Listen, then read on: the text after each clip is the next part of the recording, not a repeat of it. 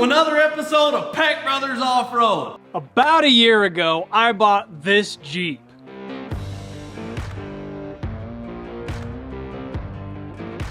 She needed a little TLC, but the best part about it was I could drive it that day.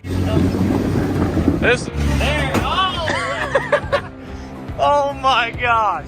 We took it out for one trip and immediately realized it needed a whole bunch of stuff. Right after that, we tore the whole thing apart. We did a Motobilt back half, we changed the wheelbase, we did new shocks, a new tub, and Motobilt bumpers front and rear. That got me 2 more trips that I was pretty happy with. And after the last one, I was breaking everything because of this manual transmission that it had. So it was time to scrap the whole thing, LS swap it, put an automatic in it, and redo the whole thing again. So that brings us to today, where we're cutting the last part out of the original Jeep that I actually bought. All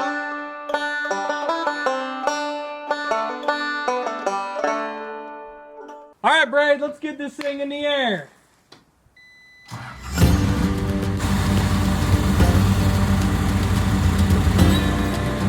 We got Alex's Jeep pulled in here, and now we just got to get the temporary motor and transmission out of it so we can get this crossmember cut off.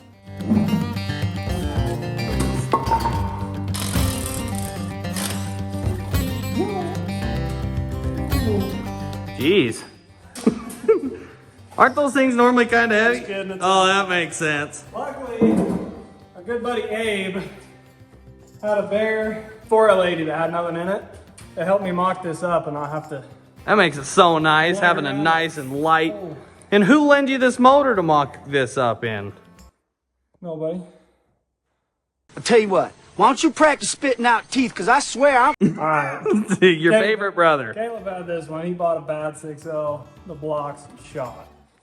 So we used that to mock this up so we didn't have a bunch of heavy crap moving around. It made it really nice.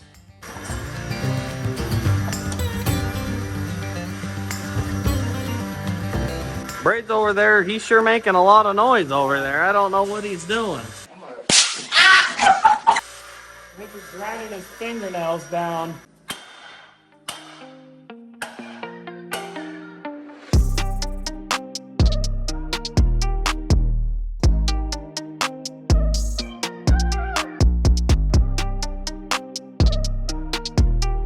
Last night I got this new crossmember cut out, and I'm gonna show you why we're doing this. This right here is our old original lower link crossmember. I think this puppy came from the Titanic. As you can see, it's perfectly flat. And our new one is gonna drop these lower link mounts down about 2 inches. So I'm gonna get this thing tacked on while Brady's gonna explain why this is so important. This right here is our lower link. And this side connects to our Jeep, this side's connected to our axle.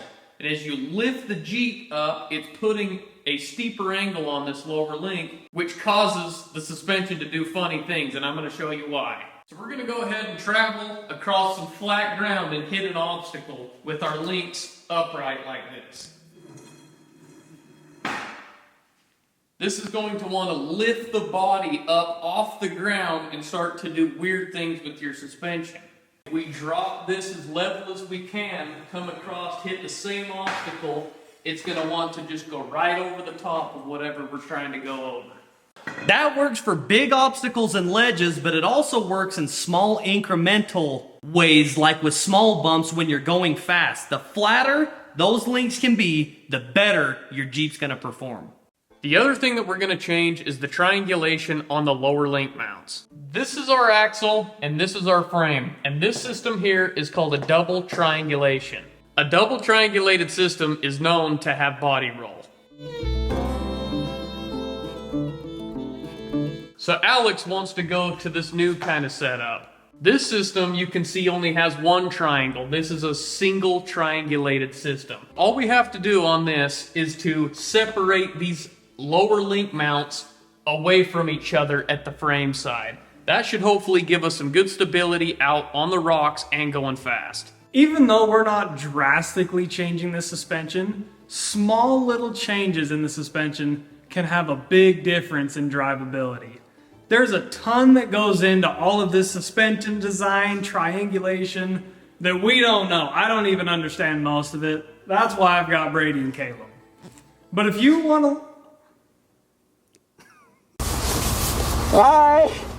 But if you want to learn more about it, Jake Berkey at Busted Knuckle Off-Road has a great video on explaining how all these values work. There's actually a calculator you can put your measurements into, and it will tell you what your suspension will be good at and what it won't be so good at. So check those videos out. That's where we learned everything.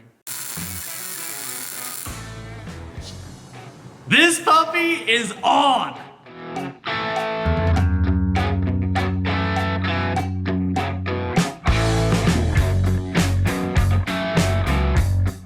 All we're using for the lower link mounts on these cross members are just some brackets we had hanging out. And they're actually axle tube brackets, so we just took and squared them off so we can weld them to these cross members. Caleb just finished cutting out the rear cross member, so we're gonna hurry and tack it in place and show you what's next. This thing is a ding. It matches the front one perfect.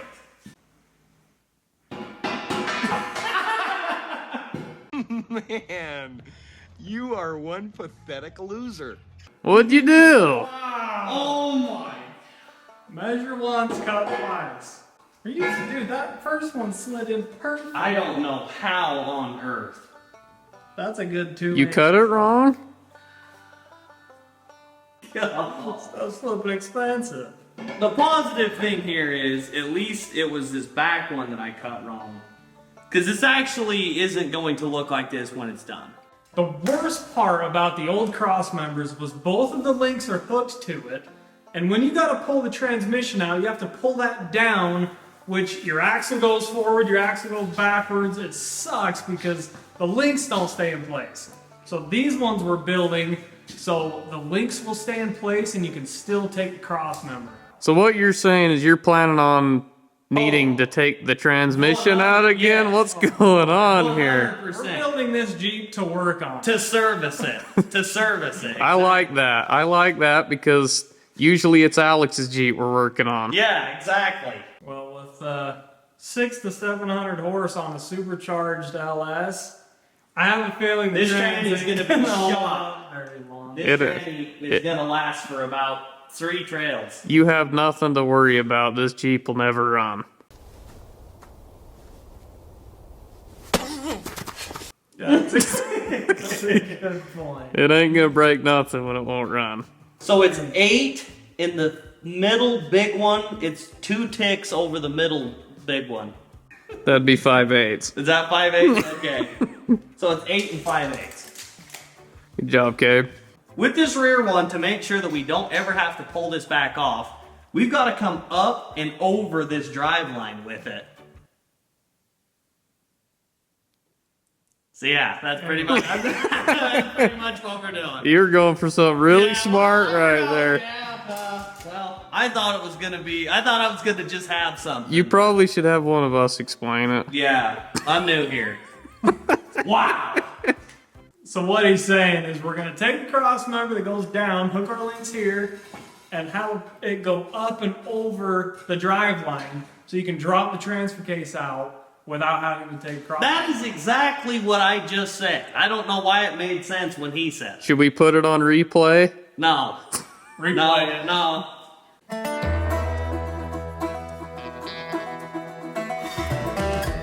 What was that all about? I don't know. You told me to mark it. I'm getting worried about who's building this No, now. I think that's good. Then we'll match the other side. What is it? What are you talking about? I don't know. I'm just making sure that we know it's this side of the line. Well, we need marks on that side. We'll match that side. This is my Jeep, dude. The Atlas don't sit perfectly centered. It better sit center in here. I'm gonna smack you. 5/8. You don't care if it's center. Nothing else is center. What does it matter? 3/4 of an Well, inch.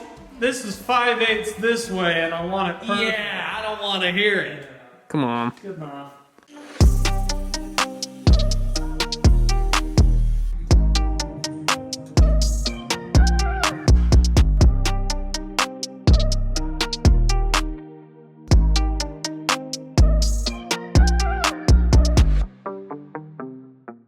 All right, I've had this little gap in my frame where the Motobilt kit goes onto the stock frame, and then the stock frame has this kick out. I just want to make it look like one piece, so I made this piece that goes right here. Wow. I'm gonna weld that puppy in place. That's a ding. Fill all this with weld it flat, and it's gonna look like one piece now. What you got going on here? Well, I got this thing pretty much cut out, but it didn't line up perfect, and it's not perfectly flat. So I've got this thing worked up in the press with a pipe wrench here. Looks like a vise to me. I might need to have Brady come step on this.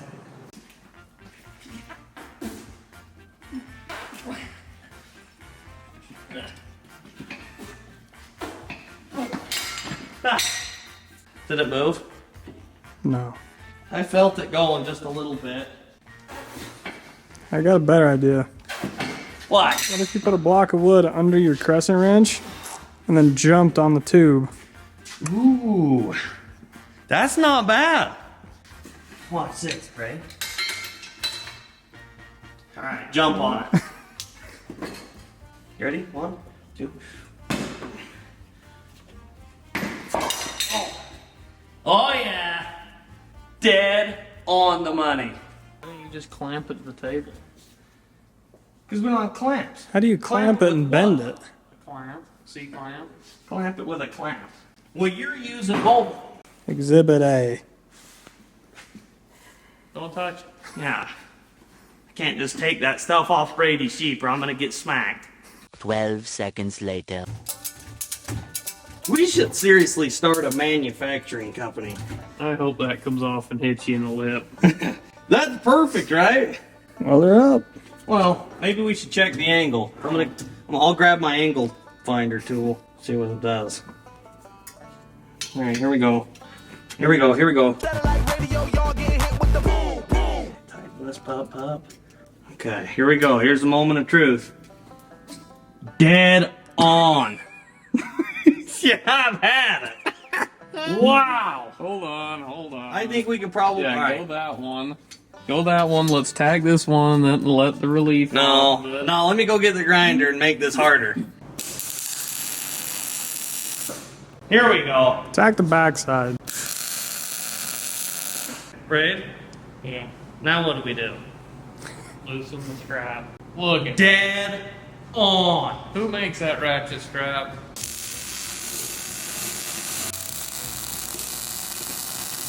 Did you check to make sure it's the right length this time?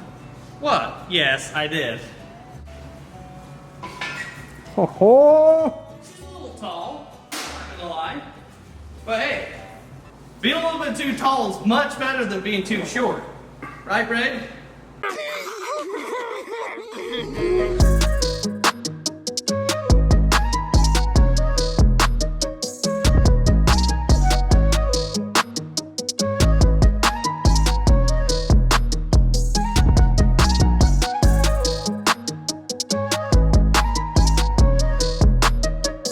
Here we go. Come on, baby. Here's the first test fit of this guy.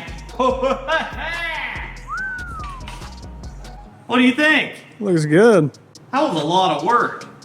The people at home watching need to comment whether or not this thing looks pure backyard or straight up fabrication shop. Me and Cape just finished up the new Crossmember, welded it up, ground it all down. I'm about to tack it in place and show you guys where it goes. I was able to measure over and put these exactly where the fronts are. So from front to back, they're in the same position. So now all I gotta do, tack this puppy in place, probably actually just weld it. That's what we're gonna do next.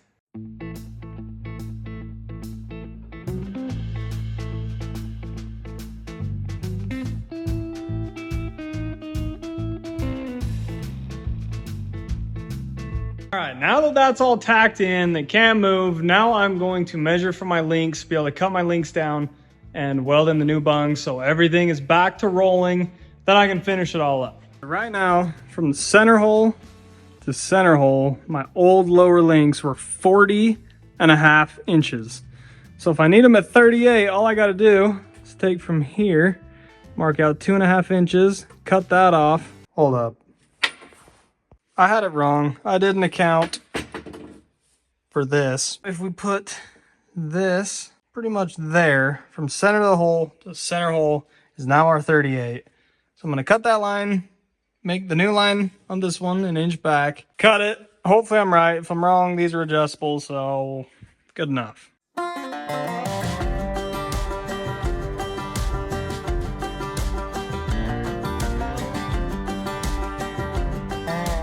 Tomorrow. Alex worked late into last night. He got this puppy tacked up. And now this morning, we're gonna finally lay some Twizzlers and get this puppy mounted.